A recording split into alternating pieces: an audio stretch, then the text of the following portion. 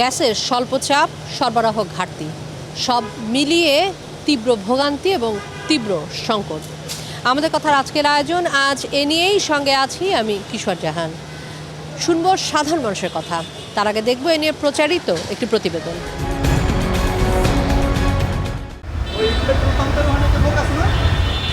অলস বসে সময় পার করাটা যেখানে বিলাসিতা, সেখানে গ্যাস সংকট যেন ক্লান্তি দূর করার সুযোগ হয়ে এসেছে।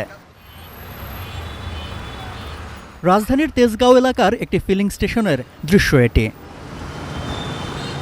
সাইনবোর্ড লাগানো আছে সিএনজি গ্যাস নাই, ফলে যানবাহনের অপেক্ষাও এখানে নাই। অল্প কয়েকটি গাড়ি গ্যাস নিতে এলেও তাদের ফিরে যেতে হচ্ছে।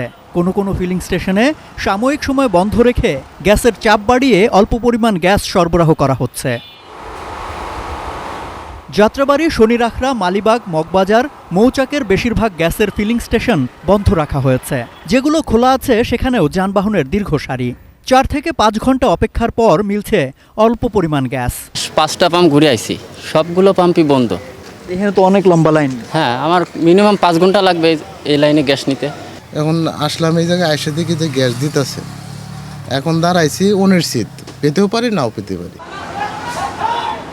দীর্ঘ সময় অপেক্ষায় অনেকে সিরিয়াল নিয়ে বাদানুবাদে জড়িয়ে পড়ছেন।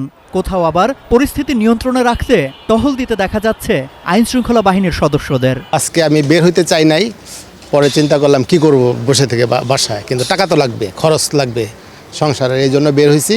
কিন্তু এখন এই যে 1 কিলোমিটার দূরে আছি আমরা সিএনজি পাম্প থেকে।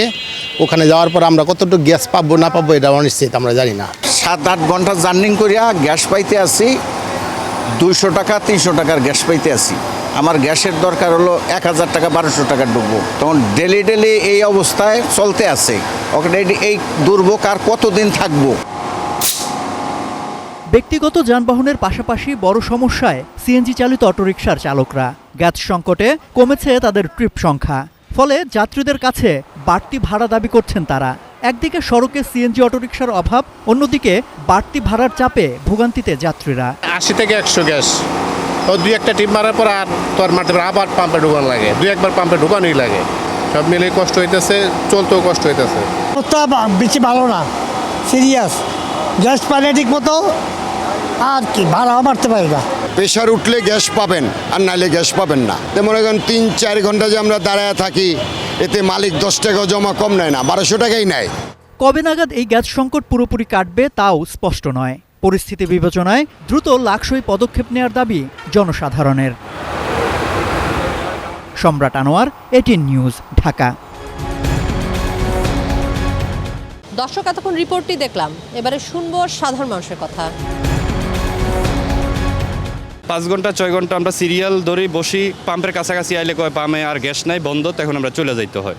তো এইভাবে তো আসলে 6-7 ঘন্টা লস করার আঙ্গ। তার চেয়ে যদি গ্যাস একবারে না থাকে তাহলে পাম্পটা সরকার বন্ধ রাখুক, যে সবাই গাড়ি তেলে চালাক। এইভাবে বললে মানুষের হরানি আর হইল না। পাম্পটা বন্ধ থাকলে ভালো, যে 1 মাস সরকার বন্ধ করে দিয়ে, যে 1 মাস গ্যাস নাই, 1 মাস বন্ধ থাকুক, বা গ্যাস যে সময় হয় এ সময় চালাইব। কিন্তু এইভাবে মানুষের জনগণকে কষ্ট দেওয়া আসলে ঠিক না। রাতের 3টায় সিরিয়াল দিলে সকালে মিলে 300 টাকার গ্যাস, তারপরে ডিউটি হয় না। অনেক কষ্ট করে আমরা এভাবে চলছি, সারাদিন ডিউটি করি আর সারা রাতে গ্যাস পাম্পে থাকি। বাসায় গেলে বউ জায়গা দিতে চায় না, এমন একটা অবস্থা। একবার তারা বলতেছে যে প্রেশার নাই, আবার বলতেছে মানে প্রেশার উঠাইতেছে গ্যাসের, এরকম কিছু বলতেছে। এইখানে 3-4 ঘন্টা নাই। 600 টাকার গ্যাস আমার লাগে পুরো গাড়িতে, 60 সিলিন্ডার। এইখানে গ্যাস ঢুকতেছে আপনার 300-350 টাকার প্রেশার থাকলে। গ্যাসের পাম্পে গেলে আমরা গ্যাস পাই 80 টাকার, 100 টাকার। যখন 100 টাকা গ্যাস দিয়ে আমরা 500-700 টাকা ভাড়া মারতে পারি, কিন্তু গ্যারেজে যখন যাই তখন মালিক যদি 100 টাকা কম দিতে যায়, মালিক বলে 1 টাকা তাও কম হবে না, তোমরা সরকারের বলো কেন তোমাদের গ্যাস দেয় না। এখন আমাদের গরিব যারা সিএনজি ড্রাইভার চালক আছি, অনেক কষ্টে আছি, এই দুঃখ কেউ কিন্তু বুঝে নেয় না। মনে করেন দৈনিক 3-4 পাম্পে ঢোকা লাগে। এই যে খেপ মারি জমাটা উড়াই দিতে পারলে দিন, না দিতে পারলে মাহাজনার বকা শুনি। আমরা না পাইলেও সমস্যা নাই, তাদের জমা ঠিকই দিতে হয়। গ্যাস থাকলে তো মনে করেন সারাদিনই মনে করেন রাত 12টা থেকেও চালাইতে পারি, গ্যাস তো থাকে না। 2-1 ঘন্টা চালাই, 2 ট্রিপ মারি, আবার গ্যাস নাই, আবার সিরিয়াল দিই, এই পরিবেশ। এখন কখন নাগাদ গ্যাস পাবো এটা আসলে একটা ধৈর্য পরীক্ষা। তো আমি এই সরকারের কাছ থেকে একটা আবেদন জানাই যে আপনারা গ্যাস দেন, না হলে ফিলিং স্টেশনগুলো বন্ধ করে রাখেন। আপনারা বললেন যে আমরা গ্যাস দিতে পারবো না, আমরা তেলে চালাবো, কিন্তু এরকম মানুষকে এরকম কষ্ট দেওয়া চেয়ে না দেওয়া অনেক ভালো। আমাদের কথা অনুষ্ঠানে খুলনা থেকে স্বাগত জানাচ্ছি আমি মোহাম্মদ অসীম। সিএনজি ফিলিং স্টেশনগুলোতে গ্যাসের তীব্র সংকট দেখা দিয়েছে। এ বিষয়ে কী ভাবছে খুলনার মানুষ, চলুন জেনে আসি। সিএনজিওয়ালা গ্যাস না পেলে তার জীবন চলছে না, তার পরিবার চলছে না। বাংলাদেশের মানুষ যখন 10 টাকা বাড়িয়ে দিচ্ছে এই সিএনজিওয়ালারা, তখন তাদের উপর ক্ষুব্ধ হয়ে যাচ্ছে। কিন্তু আসলে আলটিমেটলি এখানে সরকার পুরোটাই দায়ী। সরকার এই কাজগুলো করতে পারতেছে না, গ্যাসগুলো দেশের মানুষকে দিতে পারতেছে না। তেলের দাম বাড়তি, গ্যাস নেই, এর আলটিমেট ভোগান্তি কিন্তু আমাদের জনগণ পথে হচ্ছে এবং জনগণের নাবিশ্বাস উঠে গেছে। সাধারণত এই যে আমাদের দ্রব্যমূল্যের যে ঊর্ধ্বগতি, গ্যাস না থাকার কারণে এখানে হচ্ছে সার উৎপাদন হচ্ছে, সারের দাম বৃদ্ধি, তার ফলে আমাদের বাজারে এমন কোনো সবজি নেই যার দাম বাড়েনি। সাধারণ মানুষ এখন নিরুপায় হয়ে তারা এখন পথে বসে যাওয়ার উপক্রম হয়েছে। সরকার ছাড়া পাবলিকের কিছু না। সরকারের যারা মদতপুষ্ট আছে, যারা সরকারের এই দায়িত্বে যারা আছে, এরাই দায়ী সব, এছাড়া আর কেউ দেয় না। হঠাৎ এইভাবে গ্যাসের দাম কীভাবে বাড়বে? সিএনজি ফিলিং স্টেশনগুলোতে গ্যাসের তীব্র সংকট দেখা দিয়েছে। এ বিষয়ে সাধারণ মানুষের মতামত জানবো। আমি শিহাব খান গাজীপুরের শ্রীপুর থেকে নিয়ে যাচ্ছি সাধারণ মানুষের কাছে।